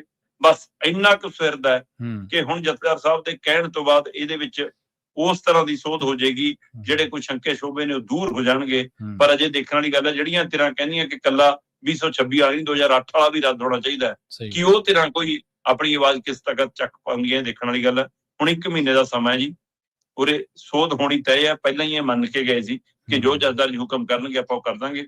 ਇਸ ਲਈ ਸੋਧ ਦੀ ਤਿਆਰੀ ਆਪਾਂ ਪਹਿਲਾਂ ਵੀ ਗੱਲ ਕਰ ਚੁੱਕੇ ਹਾਂ ਕਿ ਹੋਣਾ ਹੀ ਹੋਣਾ ਜੀ। ਬਿਲਕੁਲ। ਤੇ ਕਮਾਲ ਦੀ ਗੱਲ ਹੈ ਵੀ ਜਿਨ੍ਹਾਂ ਨੇ ਕਾਨੂੰਨ ਪੜ੍ਹਿਆ ਨਾ ਘੜਿਆ, ਤੇ ਉਸ ਤੋਂ ਬਾਅਦ ਮੁੱਖ ਮੰਤਰੀ ਨੇ ਪਾਸ ਕਰਾ ਕੇ ਤੇ ਆਪੇ ਆਪਦਾ ਧੰਨਵਾਦ ਕਰ ਲਿਆ, ਤੇ ਲੋਕ ਸਰੋਪੇ ਹੀ ਪਾਈ ਗਏ। ਇੱਥੋਂ ਪਤਾ ਲੱਗਦਾ ਵੀ ਕਿੰਨਾ ਧੱਕਾ ਤੇ ਕਿੰਨਾ ਅੰਧਾ ਧੁੰਦ ਜਿਵੇਂ ਚੱਲਦਾ ਨਾ ਸਿਸਟਮ, ਵੀ ਆਪਣੇ ਥਾਂ ਵੀ ਬੇਥਾਵੀਆਂ ਮਾਰੀ ਜਾਂਦੇ ਆ, ਵੀ ਜਿਵੇਂ ਚੱਲੀ ਜਾਂਦਾ ਬਸ ਠੀਕ ਆ। ਕਮਾਲ ਦੀ ਗੱਲ ਹੈ। ਇਸ ਇਦੋਂ ਤਾਂ ਜ਼ਿਆਦਾ ਮੇਰੇ ਖਿਆਲ ਹੈ ਸ਼ਰਮਾ ਜੀ, ਜੇ ਦੇਖਣਾ ਹੋਵੇ ਤਾਂ ਜਿਵੇਂ ਬੰਧੂਆਂ ਮਜ਼ਦੂਰਾਂ ਦਾ ਇੱਕ ਦੌਰ ਹੁੰਦਾ ਸੀ, ਉਹ ਵੀ ਕਿਸੇ ਨਾ ਕਿਸੇ ਗੱਲ ਤੇ ਕਹਿ ਦਿੰਦੇ ਹੋਣਗੇ ਜੀ ਅਸੀਂ ਤਾਂ ਰੋਟੀ ਖਾਣੀ ਹੈ, ਸਾਡਾ ਚਾਹ ਦਾ ਟਾਈਮ ਹੋ ਗਿਆ। ਇਹਨਾਂ ਤੋਂ ਤਾਂ ਉਹ ਵੀ ਨਹੀਂ ਕਿਹਾ ਜਾਂਦਾ ਹੋਣਾ ਵੀ ਨਹੀਂ ਅਸੀਂ ਜੀ। ਅਗਲੀ ਗੱਲ ਕਰੀਏ ਸ਼ਰਮਾ ਜੀ, ਵੀਡੀਓ ਕਾਂਡ ਦੀ, ਜਿਹਨੇ ਗੋਡੇ ਲਵਾਤੇ, ਤੇ ਕੀ ਹੁਣ ਮੈਚ ਫਿਕਸਿੰਗ ਵੱਲ ਨੂੰ ਚੱਲ ਪਏ? ਇਸ ਤਰ੍ਹਾਂ ਦੀਆਂ ਗੱਲਾਂ ਸੁਣਨ ਨੂੰ ਮਿਲ ਰਹੀਆਂ ਨੇ ਜੀ। ਦੇਖੋ, ਜਿਹੜਾ ਇਹ ਮਾਮਲਾ ਜਗਤ ਜੋਸ਼ੀ ਸਤਿਕਾਰ ਸੋਧ ਐਕਟ ਵਾਲਾ ਸੀ ਜੀ ਜੀ, ਇਹਦੇ ਵਿੱਚ ਜਥੇਦਾਰ ਸਾਹਿਬ ਨੇ ਕਿਹਾ ਸੀ ਕਿ 15 ਦਿਨ ਦਾ ਸਮਾਂ ਵੀ ਕਰਕੇ ਆ ਜਿਓ, ਕੁਛ ਹੈ ਨਾ, ਦੱਸਿਓ। ਤੇ ਮੁੱਖ ਮੰਤਰੀ ਸਾਹਿਬ ਜਨਤਕ ਸਟੇਜਾਂ ਤੋਂ ਬੋਲਦੇ ਸੀ 15 ਛੱਡੋ 25 ਦਿਨ ਕਰ ਲਓ, ਹੁਣ ਨਹੀਂ ਬਦਲਦਾ, ਹੁਣ ਤਾਂ ਮੋਹਰ ਲੱਗੀ ਜੀ, ਹੈ ਨਾ। ਮਤਲਬ ਹੰਕਾਰੀ ਤਰੀਕੇ ਨਾਲ ਬੋਲਦੇ ਸੀ। ਫੇਰ ਜਦੋਂ ਆ ਪਹਿਲੂ ਵੀ ਆਇਆ, ਤਦ ਵੀ ਕਿ ਮੈਂ ਜਾ ਕੇ ਆਇਆ ਸੀ ਜੀ ਜਥੇਦਾਰ ਸਾਹਿਬ ਕੋਲ, ਹੈ ਨਾ, ਮੈਂ ਤਾਂ ਉੱਥੇ ਵੀ ਦੱਸਿਆ ਸੀ ਕਿ ਮੈਂ ਹੈ ਨਹੀਂ ਜੀ, ਨਕਲੀ ਹੈ ਜੀ, ਇਹ ਆਈ ਹੈ ਜੀ। ਫਿਰ ਉਹ ਤੋਂ ਬਾਅਦ ਬਿਆਨ ਬਦਲਦੇ ਰਹੇ, ਸਾਰਾ ਕੁਝ ਹੁੰਦਾ ਰਿਹਾ। ਪਰ ਜਿਹੜੀ ਪ੍ਰੈਸ ਕਾਨਫਰੰਸ ਕੇਜਰੀਵਾਲ ਨੇ ਬੈਠ ਕੇ ਕੀਤੀ, ਉਹ ਚ ਕੇਜਰੀਵਾਲ ਤਾਂ ਕੁਸਕਿਆ ਨਹੀਂ। ਮਤਲਬ ਕੇਜਰੀਵਾਲ ਨੇ ਤਾਂ ਤੈਅ ਕਰ ਲਿਆ ਕਿ ਹੁਣ ਸਿੱਖ ਮਸਲਿਆਂ ਵੱਲ ਨੂੰ ਮੈਂ ਤਾਂ ਨਹੀਂ ਮੂੰਹ ਕਰਦਾ ਜੀ, ਹੈ ਨਾ। ਤੇ ਜਾਂ ਇਹ ਮੰਨੀਏ ਕਿ ਉਹਨੇ ਭਗਵੰਤ ਵਾਲੇ ਮਸਲੇ ਤੋਂ ਕਿਨਾਰਾ ਕਰ ਲਿਆ ਕਿ ਭਗਵੰਤ ਆਪੇ ਨਜਿੱਠੇ। ਹੁਣ ਭਗਵੰਤ ਮਾਨ ਜੀ ਕੀ ਕਹਿੰਦੇ ਨੇ ਜੀ ਕਿ ਜੀ ਮੈਨੂੰ ਤਾਂ ਸੱਦਿਆ ਨਹੀਂ ਸੀਗਾ ਜੀ, ਇਸ ਲਈ ਮੈਂ ਇੱਥੇ ਜਾ ਨਹੀਂ ਸਕਦਾ। ਠੀਕ ਹੈ, ਵੀਡੀਓ ਵਾਲਾ ਸਵਾਲ ਹੈ, ਤੇ ਮੈਨੂੰ ਸੱਦਣਗੇ ਜੀ ਮੈਂ ਹਾਜ਼ਰ ਹੋ ਜਾਊਂਗਾ। ਮਤਲਬ ਇਹਦਾ ਮਤਲਬ ਭਗਵੰਤ ਮਾਨ ਪੇਸ਼ ਹੋਣ ਲਈ ਤਿਆਰ ਨਹੀਂ। ਆਪਾਂ ਵੀ ਇੱਕ ਦਿਨ ਪਹਿਲਾਂ ਵੀ ਗੱਲ ਕੀਤੀ ਸੀ ਕਿ ਇਹ ਪਹਿਲਾਂ ਵੀ ਸੰਕੇਤ। ਫਿਰ ਉਹਨਾਂ ਨੇ ਪ੍ਰੈਸ ਕਾਨਫਰੰਸ ਦੌਰਾਨ ਇੱਕ ਸਵਾਲ ਦੇ ਜਵਾਬ 'ਚ ਇਹ ਵੀ ਕਿਹਾ ਕਿ ਮੈਂ ਚਿੱਠੀ ਭੇਜੂੰਗਾ ਜੀ, ਮੈਂ ਵੀਡੀਓ ਆ ਨਵੀਂ ਨਕਾਬ ਵਾਲੀ ਭੇਜੂੰਗਾ ਜੀ, ਕਿ ਦੇਖੋ ਜੀ ਇਹ ਤਾਂ ਮਖੌਟਾ ਬਣਾਇਆ ਜੀ, ਮੇਰਾ ਉਹ ਲਾਇਆ ਜੀ, ਮੈਂ ਵੀਡੀਓ ਨਾਲ ਭੇਜ ਕੇ ਚਿੱਠੀ ਭੇਜਾਂਗੇ। ਹੁਣ ਚਿੱਠੀ 'ਚ ਕੀ ਹੋਊਗਾ? ਸੁਖਵੀਰ ਵਾਲੇ ਸ਼ਬਦ, ਸਹੀ ਹੈ, ਕਿ ਜੀ ਮੈਂ ਆ ਕੇ ਝੋਲੀ ਪਵਾ ਲੂੰਗਾ ਸਾਰੇ ਗੁਨਾਹ, ਜਾਂ ਮੈਂ ਗੁਨਾਹ ਕੀਤੇ ਨਹੀਂ ਕੀਤੇ ਜੀ ਇਹ ਛੱਡੋ ਪਰ ਮੈਂ ਮਾਫੀ ਮੰਗਣ ਆ ਰਿਹਾ, ਜਾਂ ਮੇਰੀ ਦੁਬਾਰਾ ਸੁਣ ਲਈ ਜਾਵੇ, ਜੋ ਵੀ ਹੋਵੇ ਜੀ। ਮੁੱਖ ਮੰਤਰੀ ਭਗਵੰਤ ਮਾਨ ਨੇ ਸੰਕੇਤ ਦਿੱਤੇ ਨੇ ਕਿ ਸ਼੍ਰੀ ਅਕਾਲ ਤਖਤ ਸਾਹਿਬ ਤੇ ਪੇਸ਼ ਹੋਣ ਲਈ ਤਿਆਰ ਨੇ। ਤੇ ਜਦੋਂ ਬੰਦੇ ਨੂੰ ਗੁਰੂ ਦੋਖੀ ਪੰਥ ਵਿਰੋਧੀ ਗਰਦਾਨਿਆਂ ਵਾ ਹੋਵੇ ਤਾਂ ਫਿਰ ਅਜਿਹੇ ਦੇ ਵਿੱਚ ਉਸ ਨੇ ਅਰਜੀ ਲਾਉਣੀ ਹੁੰਦੀ ਹੈ, ਉਹਦੀ ਪਹਿਲਾਂ ਅਰਜੀ ਮਨਜ਼ੂਰ ਹੋਵੇ, ਕਿਤੇ ਨੂੰ ਦੁਬਾਰਾ ਬੁਲਾ ਲੈਂਦੇ ਆ। ਹੁਣ ਇਹਨੂੰ ਬੁਲਾਇਆ ਤਾਂ ਅਕਾਲ ਤਖਤ ਸਾਹਿਬ ਦੀ ਫਸੀਲ ਦੇ ਸਾਹਮਣੇ ਤਾਂ ਖੜਾਇਆ ਨਹੀਂ ਜਾ ਸਕਦਾ ਜੀ ਜੀ, ਇਹਨੂੰ ਬੁਲਾਉਣ ਫਿਰ ਸਕੱਤਰੇ ਤੇ ਬੁਲਾਉਣਗੇ। ਹੁਣ ਇਹ ਨਵੀਂ ਪਿਰਤ ਪੈ ਗਈ ਆ, ਉਹਨੇ ਦੇਖਦੇ ਆ ਕਿਵੇਂ ਆ, ਕੀ ਇਹ ਸਿੱਖ ਮਰਿਆਦਾ ਅਨੁਸਾਰ ਕਿਸ ਤਰ੍ਹਾਂ ਦੀ ਹੈ, ਇਹਦੀ ਚਰਚਾ ਵੀ ਪੰਥਕ ਤਰ੍ਹਾਂ ਤੁਰੀ ਰਹਿੰਦੀ ਆ, ਪਰ ਉੱਥੇ ਬੁਲਾਇਆ ਜਾਊਗਾ। ਹੁਣ ਫਿਰ ਇਹ ਚਿੱਠੀ ਪਾਉਣਗੇ ਤੇ ਉਹ ਤੋਂ ਬਾਅਦ ਦੁਬਾਰਾ ਬੁਲਾਇਆ ਜਾਊਗਾ। ਇਹਦੇ ਸੰਕੇਤ ਕਿਵੇਂ ਮਿਲਦੇ ਨੇ? ਇਹਦੇ ਸੰਕੇਤ ਇਸ ਗੱਲੋਂ ਮਿਲਦੇ ਨੇ ਕਿ ਵੀਡੀਓ ਕਾਂਡ ਦਾ ਜਨਮ ਕਿੱਥੋਂ ਹੁੰਦਾ। ਇਸ ਜਿਹੜਾ ਬੇਅਦਬੀ ਰੋਕੂ ਐਕਟ ਸੀ, ਉਸ ਮਾਮਲੇ 'ਚ ਭਗਵੰਤ ਮਾਨ ਦੀ ਅੜੀ ਤੋਂ ਬਾਅਦ ਜੀ, ਜੇ ਭਗਵੰਤ ਮਾਨ ਇਸ ਮਸਲੇ ਤੇ ਹੀ ਪਹਿਲੇ ਨਿਮਰਤਾ ਨਾਲ ਕਹਿੰਦੇ ਜੀ ਦੱਸੋ ਜੀ ਜੋ ਸੋਧ ਕਰਨੀ ਆ ਆਪਾਂ ਵਿਚਾਰ ਕਰ ਲੈਨੇ ਆ, ਸ਼ਾਇਦ ਵੀਡੀਓ ਕਾਂਡ ਵਾਲਾ ਮਾਮਲਾ ਸਾਹਮਣੇ ਹੀ ਨਾ ਆਉਂਦਾ। ਸਹੀ ਹੈ, ਬਿਲਕੁਲ। ਹੁਣ ਜਥੇਦਾਰ ਸਾਹਿਬ ਨੇ ਜਿਹੜਾ ਹੁਕਮ ਦਿੱਤਾ ਕਿ ਗੁਰੂ ਦੋਖੀ ਖਾਲਸਾ ਪੰਥ ਵਿਰੋਧੀ ਬੰਦੇ ਨੂੰ ਕੋਈ ਮੂੰਹ ਨਾ ਲਾਵੇ, ਤੇ ਜੇ ਉਹਨਾਂ ਨੇ ਇਸ ਮਾਮਲੇ ਨੂੰ ਗਾਂਹ ਲੈ ਕੇ ਜਾਣਾ ਹੁੰਦਾ ਤਾਂ ਉਹ ਪਹਿਲਾਂ ਐਮਐਲਏ ਨੂੰ ਪੁੱਛਦੇ ਵੀ ਅਸੀਂ ਤਾਂ ਇਹ ਲਾਉਂਦੇ ਆ ਵੀ ਤੁਸੀਂ ਕਿਵੇਂ ਮਿਲਦੇ ਫਿਰਦੇ ਹੋ ਮੁੱਖ ਮੰਤਰੀ। ਉਹਨਾਂ ਨੇ ਜ਼ਿਕਰ ਨਹੀਂ ਛੁਇਆ, ਉਲਟਾ ਉਹਨਾਂ ਨੇ ਇਹ ਸੰਕੇਤ ਦਿੱਤਾ ਕਿ ਠੀਕ ਹੈ ਕੋਈ ਵੀ ਆ ਕੇ ਆਪਣੀ ਗੱਲ ਰੱਖ ਸਕਦਾ, ਜੇ ਮੁੱਖ ਮੰਤਰੀ ਆਪਣੀ ਗੱਲ ਰੱਖਣੀ ਚਾਹੁੰਦੇ ਨੇ ਤਾਂ ਰੱਖ ਸਕਦੇ ਨੇ, ਆ ਜਾਣ। ਠੀਕ ਹੈ, ਤਾਂ ਇਹਦਾ ਮਤਲਬ ਦੋਵੇਂ ਪਾਸਿਓਂ ਇਹ ਪਹਿਲੂ ਹੈਗਾ ਕਿ ਹੁਣ ਨਜਿੱਠ ਲਈ, ਕਿਉਂਕਿ ਆਹ ਮਾਮਲਾ ਨਿਬੜ ਗਿਆ ਤਾਂ ਕੁਝ ਤਰ੍ਹਾਂ ਨੂੰ ਇਹ ਲੱਗਦਾ ਕਿ ਇਹ ਮਾਮਲਾ ਨਿਬੜਨ ਤੋਂ ਬਾਅਦ ਉਹ ਕਹਿਣਗੇ ਹੁਣ ਦੂਆ ਵੀ ਨਿਬੇੜ ਦਿਓ ਸਾਡਾ, ਹੁਣ ਅਸੀਂ ਇਹ 'ਚ ਤੁਹਾਡੀ ਮੰਨਦੀ ਜੀ ਤੁਹਾਡੇ ਅਨੁਸਾਰ ਸੋਧ ਕਰਨ ਦੀ ਤਿਆਰ, ਹੁਣ ਸਾਨੂੰ ਉਧਰੋਂ ਛੁਟਕਾਰਾ ਦੇ ਦਿਓ। ਕੀ ਕੋਈ ਵਿਚਾਲੇ ਵਿਚੋਲਾ ਭੂਮਿਕਾ ਨਿਭਾਉਣ ਦੀ ਪ੍ਰਕਿਰਿਆ 'ਚ, ਕੀ ਕੋਈ ਤਰ੍ਹਾਂ ਇਸ ਟਕਰਾਅ ਨੂੰ ਖਤਮ ਕਰਨ ਦੀ ਤਿਆਰੀ ਦੇ ਲਈ ਸਾਰਥਕ ਪ੍ਰਕਿਰਿਆ ਬਣਾ ਰਹੀਆਂ ਨੇ, ਜਾਂ ਭਗਵੰਤ ਮਾਨ ਨੂੰ ਬਚਾਉਣ ਦੇ ਲਈ ਕੋਸ਼ਿਸ਼ਾਂ ਹੋ ਰਹੀਆਂ ਨੇ? ਸੋ ਲੋਕ ਤਾਂ ਫਿਰ ਗੱਲਾਂ ਕਰਨਗੇ ਜੀ, ਮੈਚ ਫਿਕਸ ਹੋਣ ਲੱਗ ਪਿਆ ਜੀ, ਲੱਗ ਪਿਆ, ਪਰ ਇੰਨਾ ਆਸਾਨ ਨਹੀਂਗਾ ਹੁਣ ਕਿਸੇ ਲਈ ਜੀ। ਨਾ ਤਾਂ ਜਥੇਦਾਰ ਲਈ ਹੁਣ ਇਹ ਕਹਿਣਾ ਹੋਊਗਾ ਕਿ ਸਾਡੀ ਲੈਬ ਦੀ ਰਿਪੋਰਟ ਗਲਤ ਨਿਕਲ ਗਈ, ਤੇ ਇਸ ਲਈ ਹੁਣ ਦੇਖਣ ਵਾਲੀ ਗੱਲ ਹੈ ਕਿ ਜੇ ਚਿੱਠੀ ਲੱਗਦੀ ਹੈ ਤਾਂ ਉਹਦੇ ਅਨੁਸਾਰ ਕੀ ਹੁੰਦਾ ਕੀ ਨਹੀਂ। ਠੀਕ ਹੈ, ਉਥੋਂ ਮਤਲਬ ਜਥੇਦਾਰ ਸਾਹਿਬ ਦਾ ਜਿਵੇਂ ਕਹਿਣਾ ਹੁੰਦਾ ਕਿ ਇੱਥੇ ਅਸੀਂ ਫਾਂਸੀ ਤਾਂ ਨਹੀਂ ਲਾਉਣੀ, ਅਸੀਂ ਤਾਂ ਤੁਹਾਨੂੰ ਮਤਲਬ ਕਿ ਮਰਿਆਦਾ ਦੇ ਵਿੱਚ ਰਹਿਣ ਦੀ ਉਹ ਹਦੂਦ ਕਰ ਸਕਦੇ ਹਾਂ, ਉਹਦੇ ਲਈ ਤੁਹਾਨੂੰ ਗੁਰੂ ਦੇ ਸਾਹਮਣੇ ਪੇਸ਼ ਹੋ ਕੇ, ਹੈ ਨਾ। ਸੋ ਉਹ ਤਾਂ ਉਸੇ ਪ੍ਰਕਿਰਿਆ ਚੋਂ ਲੰਘਣਾ। ਸੋ ਇਸ ਮਾਮਲੇ ਨੂੰ ਤਾਂ ਆਪਾਂ ਕਹਿ ਦਈਏ ਕਿ ਇੱਧਰ ਨਜਿੱਠਣ ਦੀ ਪ੍ਰਕਿਰਿਆ ਹੋ ਸਕਦਾ ਜੀ, ਕੱਲ ਨੂੰ ਕਿਸੇ ਤਰੀਕੇ ਨਾਲ ਨਿਕਲ ਜਾਵੇ ਕੋਈ ਹੱਲ, ਕਿ ਇਹ ਤਾਂ ਧਾਰਮਿਕ ਸਜ਼ਾ ਦੇ ਰੂਪ 'ਚ ਵੀ ਨਿਕਲ ਜਾਵੇ, ਮਾਫੀ ਦੇ ਰੂਪ 'ਚ ਵੀ ਨਿਕਲ ਜੇ, ਕਿਤੇ ਹੋ ਜਾਵੇ। ਪਰ ਜਿਹੜਾ ਕ੍ਰਿਮੀਨਲ ਪਰਚਾ ਹੋਇਆ ਜੀ ਗੁੜਗਾਉਂ ਦੇ ਵਿੱਚ, ਉਹਦਾ ਕੀ ਕਰਨਾ? ਕਿ ਉੱਥੇ ਵੀ ਬਾਇਓਮਿਥ 'ਚ ਕੋਈ ਫਿਕਸ ਮੈਚ ਹੋ ਰਿਹਾ ਕਿ ਨਹੀਂ? ਸਹੀ ਹੈ, ਇਹ ਵੀ ਦੱਸ ਦੇਣ। ਨਾਇਬ ਸੈਣੀ ਦੇ ਹੱਥ ਤਾਂ ਹੈ ਨਹੀਂ ਹੁਣ ਕਿ ਉਹ ਫੈਸਲਾ ਕਰੂਗਾ, ਇਹ ਫੈਸਲਾ ਤਾਂ ਉੱਪਰੋਂ ਹੋਣਾ ਹੈ। ਸੋ ਕੀ ਉੱਥੇ ਵੀ ਉਹ ਫੈਸਲਾ ਹੋ ਰਿਹਾ, ਜਾਂ ਫਿਰ ਉੱਥੇ ਚੂੜੀ ਟੈਟ ਹੋ ਗਈ?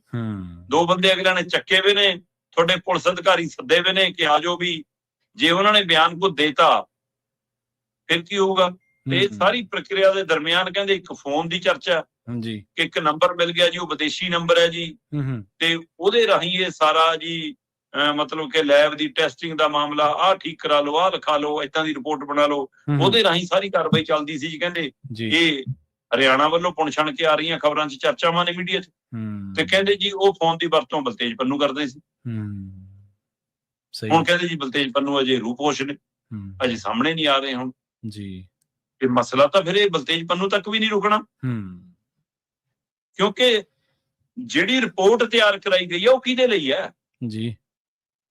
ਉਹ ਰਿਪੋਰਟ ਦਾ ਸਿਰਾ ਕਿਹਦੇ ਨਾਲ ਜੁੜਦਾ ਹੈ? ਉਹ ਰਿਪੋਰਟ ਗਲਤ ਬਣਾਈ ਤਾਂ ਉਹਦਾ ਫਾਇਦਾ ਕਿਹਨੂੰ ਮਿਲਣ ਦੀ ਕੋਸ਼ਿਸ਼ ਸੀ? ਉਹ ਸੀ ਭਗਵੰਤ ਮਾਨ। ਸਹੀ ਹੈ, ਫਿਰ ਕੇਸ ਦਾ ਮੁੱਖ ਧੁਰਾ ਕੌਣ ਬਣ ਜਾਊਗਾ? ਭਗਵੰਤ ਮਾਨ। ਫਿਰ ਤਾਂ ਗੱਲ ਤਾਂ ਉੱਥੇ ਤੱਕ ਵੀ ਜਾਊਗੀ। ਤੋ ਇਸ ਲਈ ਇੱਕ ਨਹੀਂ ਫਿਰ ਦੋ ਮੈਚ ਫਿਕਸ ਕਰਨੇ ਪੈਣੇ ਤਾਂ ਛੁਟਕਾਰਾ ਹੁੰਦਾ, ਨਹੀਂ ਛੁਟਕਾਰਾ ਹੋਣਾ ਔਖਾ ਹੈ ਜੀ। ਸਹੀ ਹੈ, ਬਿਲਕੁਲ।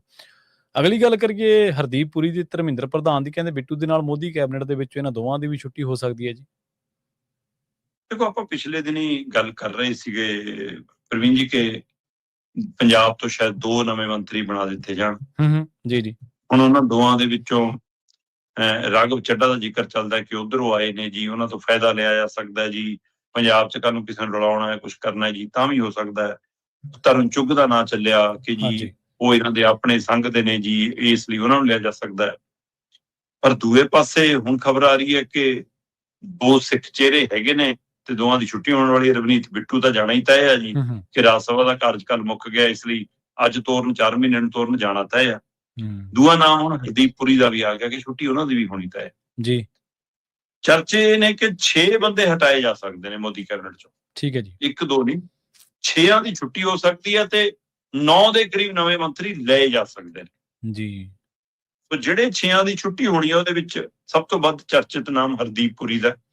ਉਹਦਾ ਆਧਾਰ ਕਹਿੰਦੇ ਜੀ ਐਸਟੀਐਨ ਫਾਈਲ ਦਾ ਮਾਮਲਾ ਬੁਰੀ ਤਰ੍ਹਾਂ ਘਿਰੇ ਨੇ, ਇਹਨਾਂ ਦੇਸ਼ਾਂ ਵਿਦੇਸ਼ਾਂ 'ਚ ਮਜ਼ਾਕ ਉੱਡ ਰਿਹਾ ਮੋਦੀ ਸਰਕਾਰ ਦਾ ਕਿ 61 ਦੇ ਕਰੀਬ ਈਮੇਲਾਂ ਦਾ ਐਕਸਚੇਂਜ ਹੈ ਤੇ 14 ਦੇ ਕਰੀਬ ਇਹਨਾਂ ਮੀਟਿੰਗਾਂ 'ਚ ਹਿੱਸਾ ਲਿਆ ਵਾ, ਇਸ ਲਈ ਉਹ ਸੈਕਸ ਸਕੈਂਡਲ ਜੇ ਉਹ ਬਹੁਤ ਤਰ੍ਹਾਂ ਦੇ ਮਾਮਲੇ ਨੇ ਉਹਦੇ ਵਿੱਚ ਫਿਰ ਮੋਦੀ ਤੱਕ ਸੇਕ ਜਾਂਦਾ ਹੈ। ਇਸ ਲਈ ਕਹਿੰਦੇ ਕਿ ਇਹ ਹਟਾ ਕੇ ਮਿੱਟੀ ਪਾਉਣ ਦੀ ਕਵਾਇਦ ਹੋ ਸਕਦੀ ਕਿ ਹਰਦੀਪ ਪੁਰੀ ਤੇ ਨਾ ਜਲਾ ਗਿਰ ਜਾਵੇ ਸਾਰਾ।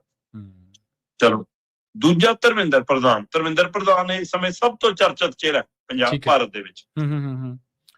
ਮੋਦੀ ਕੈਬਨਿਟ ਦੇ ਵਿੱਚ ਸਿੱਖਿਆ ਮੰਤਰੀ ਹੈ। ਨੀਟ ਦੀ ਪ੍ਰੀਖਿਆ ਦਾ ਮਾਮਲਾ ਹੋਵੇ, CBSE ਦੇ ਨਤੀਜਿਆਂ ਦਾ ਪਹਿਲੂ ਹੋਵੇ, ਆਨਸਰ ਸ਼ੀਟਾਂ ਦਾ ਮਾਮਲਾ ਹੋਵੇ, UGC ਨੈਟ ਦਾ ਪੇਪਰ ਦਾ ਮਾਮਲਾ ਹੋਵੇ, ਇਹ ਜੇ 5-6 ਮਾਮਲਿਆਂ 'ਚ ਇੰਨੀ ਤਰ੍ਹਾਂ ਘਿਰਿਆ ਕਿ ਇਹਨੇ ਧਰਮਿੰਦਰ ਪ੍ਰਧਾਨ ਨੇ ਤਾਂ ਕਾਂਗਰਸ ਜਨਤਾ ਪਾਰਟੀ ਖੜੀ ਕਰਾਤੀ। ਹੁਣ ਇਹਨੂੰ ਹਟਾ ਕੇ ਕੀ ਆਪਣੀ ਗਲਤੀ ਠੀਕ ਕਰਨੀ ਹੈ ਬੀਜੇਪੀ ਨੇ ਕਿ ਉਸ ਕਾਂਗਰਸ ਜਨਤਾ ਪਾਰਟੀ ਨੂੰ ਹੋਰ ਹਵਾ ਦੇਣੀ ਹੈ ਕਿ ਦੇਖੋ ਜੀ ਉਹਨਾਂ ਦੇ ਧਰਨੇ ਦਾ ਅਸਰ ਕਿ ਲਓ ਜੀ 5 ਦਿਨਾਂ 'ਚ ਉਹਨਾਂ ਨੇ ਇੱਕ ਮੰਤਰੀ ਹਟਵਾਤਾ। ਸਹੀ ਹੈ। ਕੀ ਉਹਨੂੰ ਤਾਕਤ ਦੇਣ ਦੀ ਕਵਾਇਦ ਹੈ?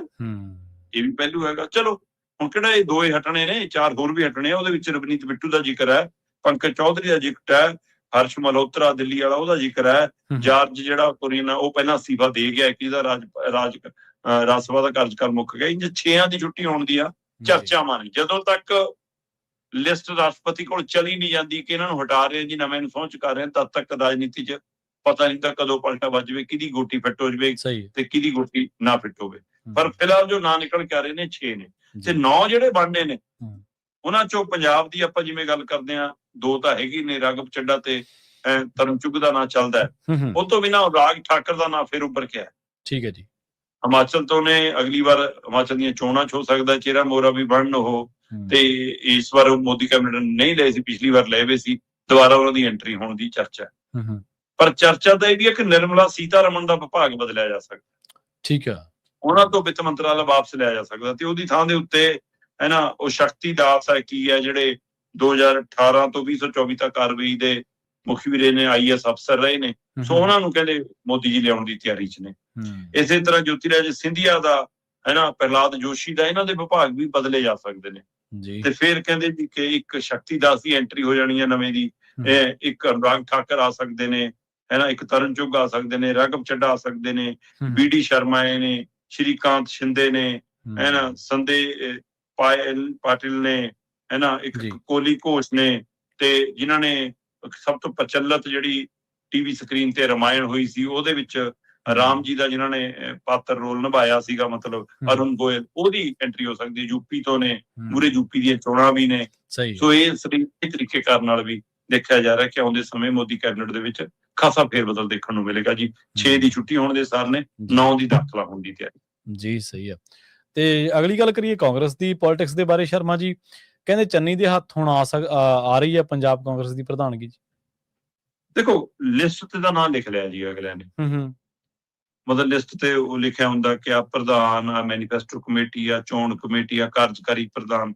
ਉਹ ਫਿਰ ਖਾਲੀ ਥਾਵਾਂ ਰੱਖੀਆਂ ਹੁੰਦੀਆਂ ਉਹਦੇ ਸਾਹਮਣੇ। ਕਈ ਵਾਰ ਕਈਆਂ ਦੇ ਨਾਲ ਲਿਖੇ, ਕਈਆਂ ਦੇ ਨਾਲ ਕੱਟੇ। ਕਹਿੰਦੇ ਹੁਣ ਫਾਈਨਲ ਚਰਨਜੀਤ ਚੰਨੀ ਦਾ ਨਾਂ ਪ੍ਰਧਾਨ ਦੇ ਸਾਹਮਣੇ ਲਿਖਤਾ ਤੇ ਉਹਦੇ ਤੇ ਕਹਿੰਦੇ ਜੀ ਸੋਨੀਆ ਤੇ ਰਾਹੁਲ ਨੇ ਮੋਹਰ ਵੀ ਲਾਤੀ। ਪਰ ਜਦੋਂ ਤੱਕ ਮੱਲਕਾਰਜੁਨ ਖੜਗੇ ਐਲਾਨ ਨਹੀਂ ਕਰਦੇ ਤਦ ਤੱਕ ਧੁੜਕੂ ਕਈਆਂ ਨੂੰ ਲੱਗਿਆ ਰਹਿਣਾ ਕਿ ਪਤਾ ਨਹੀਂ ਉਹਦਾ ਨਾਂ ਰਹੂ, ਮੇਰਾ ਹੋਊ, ਕਿਹਦਾ ਜਾਊ, ਕਿਹਦਾ ਨਹੀਂ। ਸਹੀ ਹੈ, ਸਹੀ। ਪਰ ਕਹਿੰਦੇ ਕਾਂਗਰਸ ਨੇ ਕਾਫੀ ਜਦੋਜਹਿਦ ਤੋਂ ਐਡਜਸਟਮੈਂਟ ਕਰ ਲਈ ਕਿ ਚੰਨੀ ਨੂੰ ਪ੍ਰਧਾਨ ਲਾ ਦਿਓ, ਵਿਜੇਂਦਰ ਸਿੰਗਲਾ ਨੂੰ ਕਾਰਜਕਾਰੀ ਪ੍ਰਧਾਨ ਲਾ ਦਿਓ, ਸੁਖਜਿੰਦਰ ਰੰਧਾਵਾ ਤੇ ਮੌਜੂਦਾ ਪ੍ਰਧਾਨ ਅਮਰਿੰਦਰ ਸਿੰਘ ਰਾਜਾ ਵੜਿੰਗ ਨੂੰ ਕਮੇਟੀਆਂ 'ਚ ਐਡਜਸਟ ਕਰੋ ਹੈ ਨਾ। ਉਹ ਚਾਹੇ ਚੋਣ ਕਮੇਟੀ ਦਾ ਕਿਸੇ ਨੂੰ ਮੁਖੀ ਲਾਓ, ਚਾਹੇ ਕਿਸੇ ਨੂੰ ਹੈ ਨਾ ਦੂਸਰੀ ਕਮੇਟੀਆਂ 'ਚ ਲਓ, ਮੈਨੀਫੈਸਟੋ 'ਚ ਲਓ, ਪ੍ਰਚਾਰ 'ਚ ਲਓ, ਕਾਸੇ 'ਚ ਲਓ। ਸੋ ਇਸ ਤਰੀਕੇ ਕਰਨ ਨਾਲ ਤੇ ਉਧਰ ਵਿਰੋਧੀ ਧਿਰ ਦੇ ਲੀਡਰ ਵਜੋਂ ਪ੍ਰਤਾਪ ਬਾਜਵੇ ਨੂੰ ਕਾਇਮ ਰੱਖੋ। ਸੋ ਇਹੋ ਜਿਹੀ ਕੋਈ ਵਿਉਂਤਬੰਦੀ ਹੈ। ਇਸ ਵਿਉਂਤਬੰਦੀ ਦਾ ਇੱਕ ਕਾਰਨ ਇਹ ਵੀ ਮੰਨਿਆ ਜਾ ਰਿਹਾ ਕਿ ਪਿਛਲੀ ਵਾਰ ਵੀ ਕਾਂਗਰਸ ਨੇ ਚੰਨੀ ਨੂੰ ਮੂਹਰੇ ਕੀਤਾ ਸੀ ਜਦੋਂ ਕਿ ਉਸ ਸਮੇਂ ਪ੍ਰਧਾਨ ਨਵਜੋਤ ਸਿੱਧੂ ਸੀਗੇ, ਤਾਂ ਵੀ ਫਾਰਮੂਲਾ ਚੱਲਿਆ ਨਹੀਂ ਸੀ। ਪਰ ਇਸ ਵਾਰ ਕਹਿੰਦੇ ਕਿ ਇਸ ਲਈ ਚੱਲਣ ਦੀ ਉਮੀਦ ਆ ਕਿ ਪਿਛਲੀ ਵਾਰ ਤਾਂ ਹਵਾ ਹੀ ਹੋਰ ਤਰ੍ਹਾਂ ਦੀ ਬਣ ਗਈ ਸੀ।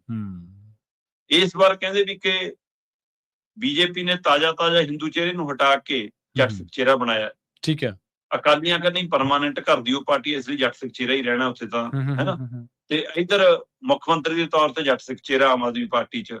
ਬੇਸ਼ੱਕ ਉਹਨਾਂ ਨੇ ਪ੍ਰਧਾਨ ਅਮਰ ਅਰੋੜਾ ਲਾਇਆ ਵਾ ਹਿੰਦੂ ਚਿਹਰਾ, ਬੇਸ਼ੱਕ ਉਹ ਕਿਤੇ ਕਿਤੇ ਹਰਪਾਲ ਚੀਮਾ ਨੂੰ ਵੀ ਮੂਹਰੇ ਰੱਖਦੇ ਨੇ, ਪਰ ਕੁੱਲ ਮਿਲਾ ਕੇ ਕੰਟਰੋਲ ਜੇ ਦਿਖਦਾ ਤਾਂ ਕਹਿੰਦੇ ਜੀ ਭਗਵੰਤ ਮਾਨ ਕੋਲ ਦਿਖਦਾ। ਇਸ ਲਈ ਕਿਸੇ ਪਾਰਟੀ ਨੇ ਐਸੀ ਚਿਹਰੇ ਨੂੰ ਮੂਹਰੇ ਨਹੀਂ ਕੀਤਾ ਜੀ। ਸਹੀ ਹੈ। ਤੇ ਪੰਜਾਬ 'ਚ 31-32% ਤੋਂ ਉੱਪਰ ਐਸੀ ਭਾਈਚਾਰਾ ਹੈਗਾ। ਸੋ ਇਸ ਲਈ ਚੰਨੀ ਦਾ ਉਹਦੇ ਵਿੱਚ ਰਸੂਖ ਵੀ ਹੈਗਾ, ਤੇ ਚੰਨੀ ਕਹਿੰਦੇ ਜੱਟਾਂ ਨੂੰ ਵੀ ਪ੍ਰਵਾਨ ਹੈ ਤੇ ਸ਼ਹਿਰੀ ਵਰਗ ਨੂੰ ਵੀ ਪ੍ਰਵਾਨ ਹੈ। ਇਸ ਲਈ ਕਹਿੰਦੇ ਵੀ ਕਾਂਗਰਸ ਆਪਣੇ ਆਪ ਹੀ ਹਿਸਾਬ ਲਾ ਕੇ ਚੱਲਦੀ ਹੈ, ਗੱਲ ਬਣ ਸਕਦੀ ਹੈ। ਪੰਜਾਬ ਦੇ ਵਿੱਚ 19% ਹੈ ਜੱਟ ਸਿੱਖ ਭਾਈਚਾਰਾ। ਠੀਕ ਹੈ ਜੀ। ਤੇ 31-32% ਐਸੀ ਭਾਈਚਾਰਾ ਆ ਜਾਂਦਾ ਹੈ, 33% 34% ਦੇ ਗੇੜ ਦੇ ਵਿੱਚ ਹਿੰਦੂ ਭਾਈਚਾਰਾ ਆ ਜਾਂਦਾ ਹੈ ਨਾ, 10% ਅਦਰਸ ਆ ਜਾਂਦੇ ਨੇ। ਪਰ ਜਦੋਂ ਤੁਸੀਂ ਸਮੁੱਚਾ ਸਿੱਖ ਭਾਈਚਾਰਾ ਦੇਖੋਗੇ ਤਾਂ ਇਹ ਗਿਣਤੀ 58% ਤੇ ਚਲੀ ਜਾਂਦੀ ਹੈ। 19% ਜਿਹੜੇ ਜੱਟ ਨੇ ਉਹ ਵੀ ਸਿੱਖੀ ਚਾਹੁੰਦੇ ਨੇ। ਜਿਹੜਾ ਐਸੀ ਭਾਈਚਾਰਾ 31-32% ਉਹ ਚੋਂ ਵੀ ਵੱਡੀ ਗਿਣਤੀ ਸਿੱਖ ਭਾਈਚਾਰੇ 'ਚ ਆ ਜਾਂਦੀ ਹੈ। ਜਿਹੜੇ 10% ਅਦਰ ਨੇ ਉਹਨਾਂ ਚੋਂ ਵੀ ਕੁਝ ਸਿੱਖ ਭਾਈਚਾਰਿਆਂ 'ਚ ਆ ਜਾਂਦੇ ਨੇ। ਇੱਥੋਂ ਤੱਕ ਕਿ ਮਾਲਵੇ ਖੇਤਰ ਦੇ ਕਈ ਹਿੰਦੂ ਪਰਿਵਾਰ ਵੀ ਸਿੱਖਾਂ 'ਚ ਗਿਣਤੀ ਆ ਜਾਂਦੀ ਹੈ। ਸੋ ਇਸ ਤਰੀਕੇ ਨਾਲ 58% ਦੇ ਕਰੀਬ ਪੰਜਾਬ ਦੇ ਵਿੱਚ ਸਿੱਖ ਭਾਈਚਾਰਾ। ਸੋ ਇਸ ਲਈ ਇਹ ਫਾਰਮੂਲਾ ਬਹੁਤ ਕੋਸ਼ਿਸ਼ ਕੀਤੀ ਜਾਂਦੀ ਕਿ ਦਸਤਾਰਧਾਰੀ ਹੀ ਦਿਖੇ। ਉਹਦੇ ਵਿੱਚੋਂ ਫਿਰ ਕਹਿੰਦੇ ਵੀ ਇਸ ਲਈ ਵੀ ਚੰਨੀ ਨੂੰ ਤੇ ਹੋਰ ਕਿਸੇ ਨੇ ਲਾਇਆ ਨਹੀਂ ਐਸੀ ਭਾਈਚਾਰੇ 'ਚੋਂ, ਇਸ ਲਈ ਵੀ ਤੇ ਜੱਟਾਂ 'ਚ ਵੀ ਪ੍ਰਵਾਨ ਹੈਗੇ ਜੀ। ਇਸ ਤਰੀਕੇ ਨਾਲ ਉਹਨੇ ਫਾਰਮੂਲੇ ਵੋਟਾਂ 'ਚ ਚੱਲਦੇ ਨੇ ਕਿ ਨਹੀਂ ਚੱਲਦੇ, ਕਾਗਜ਼ਾਂ ਤੇ ਚੱਲ ਜਾਂਦੇ ਨੇ ਕਈਆਂ ਦੇ। ਸੋ ਹੁਣ ਉਧਰ ਵੀ ਤਾਂ ਅਗਲੇ ਦੇਖਣਗੇ ਨਾ ਕਿ ਸੁਨੀਲ ਜਾਖੜ ਨੂੰ ਹਟਾਤਾ ਜੀ, ਉੱਥੇ ਫਿਰ ਕੀ ਉਹ ਹਿੰਦੂ ਵੋਟ ਨੂੰ ਖਿੱਚ ਸਕਦੇ ਨੇ ਕਿ ਨਹੀਂ, ਇਹ ਵੀ ਦੇਖਣਾ। ਉਧਰ ਨਿਤਿਨ ਨਵੀਨ ਨੇ ਆਪਣਾ ਨਵਾਂ ਸੰਗਠਨ ਬਣਾਉਣਾ ਬੀਜੇਪੀ ਨੇ, ਉਹਦੇ ਵਿੱਚ ਹੁਣ ਬਿੱਟੂ ਫਿੱਟ ਹੋਣਾ ਚਾਹੁੰਦੇ ਨੇ ਕਿ ਉਧਰ ਨਹੀਂ ਤਾਂ ਮੈਂ ਇੱਧਰ ਫਿੱਟ ਹੋ ਜਾਵਾਂ ਤੇ ਮੈਂ ਐਮਐਲਏ ਦੀ ਚੋਣ ਵੀ ਲੜ ਲਵਾਂ, ਹੈਨਾ। ਤੇ ਉਹਦੇ ਵਿੱਚ ਤਾਂ ਫੂਲਕਾ ਵੀ ਫਿੱਟ ਹੋਣਾ ਚਾਹੁੰਦੇ ਨੇ ਨਿਤਿਨ ਨਵੀਨ ਦੀ ਟੀਮ ਦੇ ਵਿੱਚ ਤਾਂ, ਤੇ ਜਾਖੜ ਵੀ ਥਾਂ ਲੱਭਦੇ ਨੇ ਕਿ ਮੈਨੂੰ ਇੱਧਰੋਂ ਤਾਂ ਹਟਾਤਾ ਕਿਤੇ ਉੱਥੇ ਐਡਜਸਟ ਕਰ ਦੋ। ਸੋ ਇਹ ਐਡਜਸਟਮੈਂਟਾਂ ਦੀ ਰਾਜਨੀਤੀ ਹੋ ਕੇ ਰਹਿ ਗਈ। ਸਹੀ ਹੈ। ਮੁੱਦਿਆਂ ਦੀ ਰਾਜਨੀਤੀ ਨਹੀਂ ਹੁੰਦੀ। ਉਹ ਚੋਂ ਕਿਹਦੀਆਂ ਗੋਟੀਆਂ ਫਿੱਟ ਹੋਣਗੀਆਂ ਇਹ ਦੇਖਣ ਵਾਲੀ ਗੱਲ ਹੈ। ਪਰ ਅੱਜ ਦੀ ਤਰੀਕ ਜਦੋਂ ਆਪਾਂ ਗੱਲ ਕਰ ਰਹੇ ਹਾਂ ਤਦ ਤੱਕ ਚੰਨੀ ਪ੍ਰਧਾਨ ਨੇ, ਪਰ ਜਦੋਂ ਐਲਾਨ ਹੋਊਗਾ ਤਦ ਹੀ ਚੰਨੀ ਦੀ ਪ੍ਰਧਾਨਗੀ ਵਾਲਾ ਚੰਨ ਚੜੂਗਾ। ਉਹ ਦੇਖਦੇ ਹਾਂ ਜੀ ਕਦੋਂ ਤੱਕ ਹੁੰਦਾ। ਪਤਾ ਕੋਈ ਨਹੀਂ ਗਾ ਕੀ ਇਹਨਾਂ ਨੇ ਕੱਢ ਕੇ ਲਿਆਉਣਾ ਲੋਕਾਂ ਦੇ ਮੂਹਰੇ, ਕੀ ਰੱਖਣਾ। ਪਰ ਇਹ ਤਾਂ ਗੱਲ ਤੈਅ ਹੈ ਨਾ ਕਿ ਵਿਰੋਧੀ ਧਿਰ ਦੀ ਜਿਹੜੀ ਲੜਾਈ ਹੁੰਦੀ ਹੈ, ਜਿਹੜੇ ਫਰਜ਼ ਹੁੰਦੇ ਆ, ਉਹ ਨਿਭਾਉਣ ਦੇ ਵਿੱਚ ਕਾਂਗਰਸ ਕਿਤੇ ਨਾ ਕਿਤੇ ਸਫਲ ਨਹੀਂ ਰਹੀ। ਦੁਨੀਆ ਦੇ ਵਿੱਚ ਨਾ ਚਰਚਾ ਰਹੀ, ਜਾਂ ਪੰਜਾਬ ਦੇ ਵਿੱਚ ਚਰਚਾ ਲੰਘੇ ਦਿਨਾਂ ਦੇ ਵਿੱਚ ਬਹੁਤ ਮੁੱਦਿਆਂ ਤੇ ਰਹੀ ਜਿਨ੍ਹਾਂ ਤੇ ਸਰਕਾਰ ਨੂੰ ਘੇਰਿਆ ਜਾ ਸਕਦਾ ਸੀ। ਹੁਣ ਐਡੀ ਵੱਡੀ ਗੱਲ ਸਾਹਮਣੇ ਆਈ ਹੈ ਵੀ ਸੱਤਾਧਾਰੀਆਂ ਦੇ ਵਿਧਾਇਕਾਂ ਨੇ ਜਾਂ ਕਾਨੂੰਨ ਪੜ੍ਹਿਆ ਨਹੀਂ। ਇਕੱਲੇ ਸੱਤਾਧਾਰੀ ਥੋੜੋ ਘਿਰਦੇ ਇਸ ਮਾਮਲੇ ਦੇ ਵਿੱਚ। ਕਾਂਗਰਸ ਦੇ ਵੀ ਤਾਂ ਵਿਧਾਇਕ ਨੇ ਨਾ, 17-18 ਨੇ, ਇਹਨਾਂ ਨੇ ਕਿਹੜਾ ਪੜ੍ਹਿਆ ਹੋਣਾ। ਤੇ ਬਾਅਦ ਦੇ ਵਿੱਚ ਇਹਨਾਂ ਨੇ ਕਿਹੜਾ ਲੋਕਾਂ ਨੂੰ ਦੱਸਿਆ ਭਾਈ ਪੜ੍ਹੇ ਬਿਨੇ ਪਾਸ ਹੋ ਗਿਆ। ਇਹ ਵੀ ਉਨੇ ਹੀ ਗੁਨਾਹਗਾਰ ਨੇ ਜਿੰਨੇ ਕਿ ਸੱਤਾਧਾਰੀ ਧਿਰ ਵਾਲੇ ਨੇ। ਤੇ ਜਾਂਦੇ ਜਾਂਦੇ ਗੱਲ ਕਰੀਏ ਸ਼ਰਮਾ ਜੀ ਆਪਾਂ ਪਾਵਰਕੌਮ ਦੀ, ਕਹਿੰਦੇ ਪਾਵਰਕੌਮ ਦਾ ਧੂੰਆਂ ਨਿਕਲ ਗਿਆ, ਬਿਜਲੀ ਦੀ ਮੰਗ ਜੋ ਵੱਧ ਗਈ ਜੀ। ਪ੍ਰਵੀਨ ਜੀ, ਇਹਨਾਂ ਦਿਨਾਂ ਦੇ ਵਿੱਚ ਮਾਨਸੂਨ ਦੇਰੀ ਨਾਲ ਚੱਲ ਰਿਹਾ ਹੈ, ਗਰਮੀ ਬਹੁਤ ਕਹਿਰ ਦੀ ਪੈ ਰਹੀ ਹੈ, ਹੁਮਸ ਬਹੁਤ ਜ਼ਿਆਦਾ ਹੈ। ਉਹਦੇ ਕਾਰਨ ਬਿਜਲੀ ਦੀ ਖਪਤ ਵੱਧ ਜਾਂਦੀ ਹੈ। ਉਧਰ ਝੋਨਾ ਹੈ, ਉਹਦੇ ਕਰਕੇ ਬਿਜਲੀ ਦੀ ਲੋੜ ਹੈ।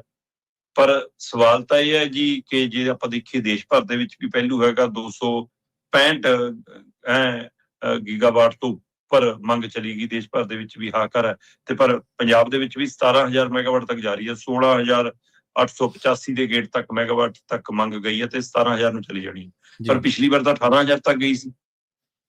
ਇਹਦਾ ਮਤਲਬ ਪਾਵਰਕੌਮ ਦਾ ਧੂੰਆਂ ਕੱਲੀ ਮੰਗ ਵਧਣ ਕਰਕੇ ਨਹੀਂ ਨਿਕਲ ਰਿਹਾ, ਉਹਨਾਂ ਦੀਆਂ ਆਪਣੀਆਂ ਨਾਕਾਮੀਆਂ, ਨਲਾਇਕੀਆਂ, ਪ੍ਰਬੰਧਾਂ ਕਰਕੇ ਵੀ ਨਿਕਲ ਰਿਹਾ। ਸਹੀ ਹੈ। ਤੇ ਜੇ ਪਤਾ ਹੈ ਕਿ ਹਰ ਸਾਲ ਐਵਰੇਜ 1000 ਮੈਗਾਵਾਟ ਦੀ ਮੰਗ ਵੱਧ ਜਾਂਦੀ ਹੈ ਪਿਛਲੀ ਵਾਰ ਨਾਲ, ਤਾਂ ਇਹਦਾ ਮਤਲਬ ਐਕਟਿਵ ਪ੍ਰਬੰਧ ਤਾਂ 19,000 ਮੈਗਾਵਾਟ ਤੱਕ ਦਾ ਕਰਕੇ ਰੱਖਣਾ ਸੀ। ਤੇ ਜੇ 17,000 ਤੇ ਹੀ ਧੂੰਆਂ ਨਿਕਲ ਗਿਆ, ਸਹੀ ਹੈ, ਕਿਉਂਕਿ ਹਰ ਸਾਲ ਲੋਕਾਂ ਦੀ ਜੇ ਖਰੀਦ ਸ਼ਕਤੀ ਵੱਧਦੀ ਹੈ ਤਾਂ ਏਸੀਆਂ ਦੀ ਗਿਣਤੀ ਹੋਰ ਵੱਧਦੀ ਹੈ। ਹਰ ਸਾਲ ਜੇ ਸ਼ਹਿਰੀਕਰਨ ਹੁੰਦਾ, ਪਿੰਡਾਂ ਚੋਂ ਨਿਕਲ ਕੇ ਲੋਕ ਸ਼ਹਿਰਾਂ ਵੱਲ ਨੂੰ, ਬਾਹਰਲੇ ਸੂਬਿਆਂ ਦੇ ਵੀ ਲੋਕ ਆ ਰਹੇ ਨੇ, ਨਵੇਂ ਫਲੈਟ, ਨਵੇਂ ਘਰ ਬਣਦੇ ਨੇ, ਤਾਂ ਵੀ ਬਿਜਲੀ ਦੀ ਖਪਤ ਵੱਧਦੀ ਆ। ਪਾਣੀ ਦਾ ਪੱਧਰ ਹੇਠਾਂ ਜਾ ਰਿਹਾ, ਮੋਟਰਾਂ ਦੀਆਂ ਪਾਵਰ ਵੱਧਦੀ ਆ, ਤੇ ਉਹਦੇ ਨਾਲ ਵੀ ਬਿਜਲੀ ਦੀ ਲੋੜ ਵੱਧਦੀ ਹੈ ਨਾ। ਨਵੇਂ ਸ਼ੋਰੂਮ, ਨਵੀਆਂ ਦੁਕਾਨਾਂ, ਨਵਾਂ ਕੋਈ ਕਾਰੋਬਾਰ ਆ ਗਿਆ, ਉਹਦੇ ਨਾਲ ਵੀ। ਸੋ ਕੁੱਲ ਮਿਲਾ ਕੇ ਬਿਜਲੀ ਦੀ ਖਪਤ ਦੇ ਵਿੱਚ ਹਰ ਸਾਲ 1000 ਮੈਗਾਵਾਟ ਤੱਕ ਦਾ ਵਾਧਾ ਹੁੰਦਾ। ਇੱਥੇ ਤਾਂ ਪਿਛਲੇ ਜਿਹੜੇ ਹੜ੍ਹ ਆਏ ਸੀ ਉਹਨਾਂ ਵਾਲਾ ਗੇਟ ਜਿਹੜਾ ਟੁੱਟਿਆ ਸੀ ਉਹ ਨਹੀਂ ਅਜੇ ਤੱਕ ਦੁਰਸਤ ਹੋਇਆ ਇਹਨਾਂ ਤੋਂ, ਹੈ ਨਾ। ਤੇ ਥਰਮਲ ਪਲਾਂਟਾਂ ਦੇ ਯੂਨਿਟ ਬੰਦ ਹੋ ਜਾਂਦੇ ਨੇ, ਉਹ ਨਹੀਂ ਸਮੇਂ ਸਿਰ ਠੀਕ ਹੁੰਦੇ। ਸੋ ਇੱਥੋਂ ਦਾ ਲੱਗਦਾ ਮਤਲਬ ਪ੍ਰਬੰਧਾਂ ਦੀ ਕਮੀ ਵੱਧਦਾ। ਤੇ ਇਹ ਸਮੇਂ ਜਿਹੜੇ ਮੁੱਖ ਮੰਤਰੀ ਸਾਹਿਬ ਐਲਾਨ ਕਰਦੇ ਫਿਰਦੇ ਨੇ ਕਿ ਦੇਖੋ ਦੇਤੀ ਨਾ ਦਿਨੇ ਬਿਜਲੀ, ਜਾਨੀ ਨਾ ਦਫ਼ਤਰ ਮੰਗ 9 ਤੋਂ 5। ਸਹੀ ਹੈ। ਪੁੱਛ ਕੇ ਦੇਖੋ, ਇਹ ਐਲਾਨ ਨੂੰ ਹੀ ਚੰਗੇ ਲੱਗਦਾ, ਪੂਰਾ ਬਿਜਲੀ ਆ ਵੀ ਰਹੀ ਹੈ, 8 ਘੰਟੇ ਦੀ ਗੱਲਾਂ ਕਰਕੇ 2-2 2.5 ਘੰਟੇ ਬਿਜਲੀ ਦਿੱਤੀ ਜਾ ਰਹੀ ਹੈ। ਤੇ ਇਸ ਸਮੇਂ ਝੋਨੇ ਦੇ ਟਾਈਮ ਵੀ ਤੁਸੀਂ ਪੂਰੀ ਬਿਜਲੀ ਨਹੀਂ ਦੇ ਪਾ ਰਹੇ, ਤੇ ਸ਼ਹਿਰਾਂ ਕਸਬਿਆਂ ਦੇ ਵਿੱਚ ਕੱਟ ਵੀ ਲਾਉਣੇ ਸ਼ੁਰੂ ਕਰ ਦਿੱਤੇ। ਤੇ ਅਜੇ ਤਾਂ ਮਸਲਾ ਗੰਭੀਰ ਹੈ, ਅਜੇ ਤਾਂ ਗਰਮੀ ਪੈ ਰਹੀ ਹੈ, ਤੇ ਜੇ ਉਹਦੇ ਵਿੱਚ ਹੁਣ ਇਹ ਸਥਿਤੀ ਹੋ ਗਈ ਤਾਂ ਅਗਲੇ 2 ਮਹੀਨੇ ਹੋਰ ਕਿਵੇਂ ਕੱਟਣੇ।